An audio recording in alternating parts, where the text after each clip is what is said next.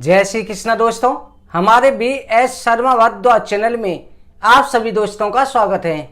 दोस्तों, माता रानी के नवरात्रों में अगर आप किसी भी मनोकामना की पूर्ति के लिए कोई भी उपाय करते हैं तो उस उपाय का फल निश्चित रूप से माता रानी की कृपा से प्राप्त होता है। दोस्तों, हमारी पूर्व जन्म के प्रारब्ध के कारण हमारे फल मिलने में देरी आती है। अगर हमको संतान सुख नहीं मिल रहा है, पुत्र प्राप्ति में रुकावट है, संतान प्राप्ति में रुकावट है, ये हमारे पूर्व जन्मों के कर्मों के कारण होती है। तो दोस्तों, उसे दूर करने के लिए कहते हैं ना, कर्म करने से भाग्य बदल जाता है। अगर हम नवरात्रि में इस उपाय को करते हैं तो निश्चित रूप से माता रानी की कृपा से आपको पुत्र संतान की प्राप्ति अवश्य होगी। दोस्तों, इस उपाय को जो है नवरात्रि में करना है, बहुत अच्छा संयोग बन रहा है। आप किसी भी दिन नवरात्रि में इस उपाय को कर सकते हैं, परंतु उसे जानने से पहले जो भी दोस्त हमारे चैनल को पहली बार देख रहे हैं, जिन्होंने अभी तक BS शर्मा भारद्वाज चैनल को सब्सक्राइब नहीं किया है, चैनल को सब्सक्राइब करें, बगल में घंटी का बटन दबा करके ऑल पे क्लिक कर दें, जिससे हमारी वीडियो का प्रति अपडेट सबसे पहले आप तक पहुंच सके। दोस्तों, नवरात्रि में किसी भी दिन जब आप प्रातःकाल पूजा करते हैं तो आपको एक मनोकामना के लिए एक पोटली तैयार करनी है। मनोकामना पूर्ति के लिए गोद भराई करनी है। किस प्रकार से करनी है, इस उपाय को ध्यान से सुनिएगा। इस उपाय को करने से आपकी मनोकामना अवश्य पूरी होगी। आपको माता रानी के सामने बैठ कर के सबसे पहले माता रानी के सामने एक दीपक जला लें घी का, और घी का दीपक जला करके आपको एक लाल चुन्नी लेनी है। लाल चुन्नी माता रानी के सामने रख ले बिछा करके। उस चुन्नी के ऊपर, छोटी सी चुन्नी हो, बड़ी ज्यादा नहीं होनी चाहिए, उस चुन्नी पर एक खिलौना रखें, एक खिलौना, साथ में जो है 5 फल, एक खिलौना, 5 फल, और चुन्नी के ऊपर 3 सुपारी, एक सिक्का, एक नारियल और एक रूमाल। रूमाल काला और नीला नहीं होना चाहिए। अगर रूमाल लाल या पीला हो तो बहुत ज्यादा ही अच्छा है। आप रूमाल नहीं हो तो कोई कपड़ा भी ले सकते हैं, कोई भी वस्त्र हो, यह लेकर के आपको उसकी एक पोटली बना लेनी है। और पोटली बनाते समय माता रानी से प्रार्थना बोली है, माता रानी, हम आपके सामने जैसे ये पोटली अर्पित कर रहे हैं, झोली में पोटली डालते हैं, हम आपसे आशीर्वाद ग्रहण कर रहे हैं, हमें मनोवांछित संतान की प्राप्ति हो कह करके रख दें। और उसके बाद में माता रानी की दुर्गा चालीसा का या ओम एम ह्रीं क्लीं चामुंडा विच्चे, इस मंत्र का, अगर चाहो तो आप संतान गोपाल मंत्र का, क्योंकि आप कहेंगे कि गुरुजी माता रानी का मूर्ति के सामने, माता रानी के दिनों में संतान गोपाल मंत्र का महत्व क्या है।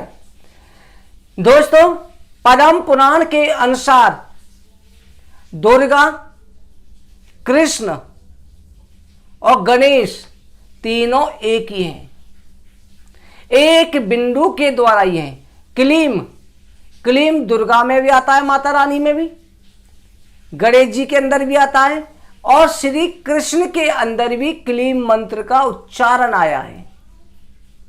तो इसलिए आप संतान गोपाल मंत्र का भी, देव की सुत गोविंदा वासुदेव जगतपते देहि में तनेम कृष्णा त्वाम शरणम गता, हे मातेश्वरी, मुझे देव की सुत गोविंद के बराबर, जैसे कृष्ण भगवान जो है देव की माता को, यशोदा मैया को प्राप्त हुए, वैसे मुझे संतान प्राप्ति का वरदान दो। ये इसका रहस्य होता है। आप इसे करें, आप अपनी मनुष्या बोल के इस पोटली को फिर वहीं पर छोड़ दें। दूसरे दिन दोस्तों ध्यान रखना, इस उपाय को पति पत्नी करें मिलकर तो बहुत ज्यादा अच्छा है, कई गुना फल हो जाता है।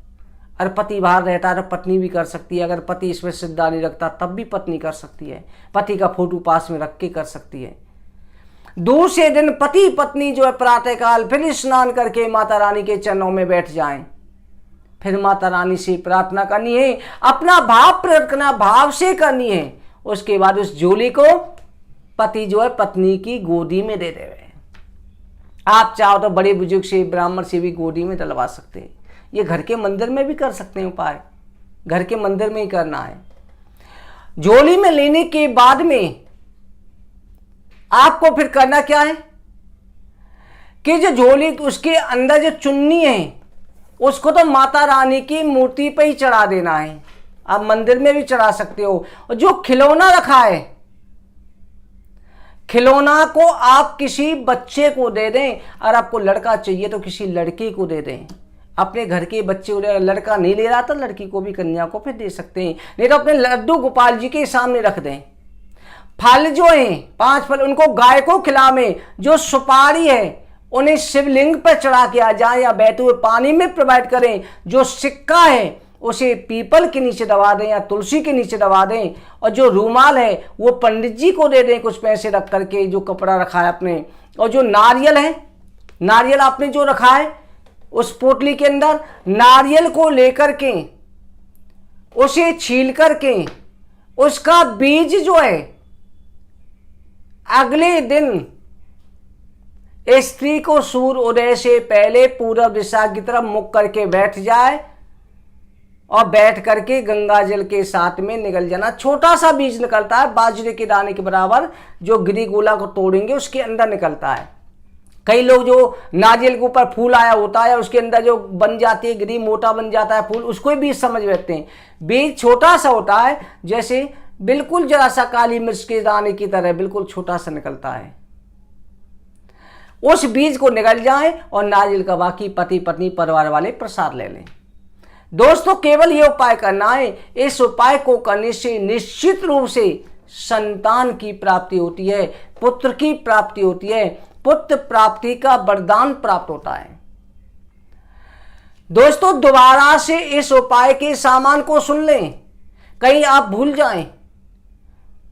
चुन्नी, छोटी चुन्नी, लाल रंग की चुन्नी हो, चुन्नी के साथ में खिलौना एक, 5 फल, कोई भी फल हो, 3 सुपारी, 1 सिक्का, 1 नारियल, 1 रूमाल, इनकी पोटली बनाने के लिए कहा है। और माता रानी के सामने घी की जोत तो आपको जलानी है। और जैसे पूजा की विधि बताई उसी तरह से करना, पूरे भाव से करना। पूरे नवरात्रों में किसी भी दिन कर लो, आपको जरूर फल मिलेगा।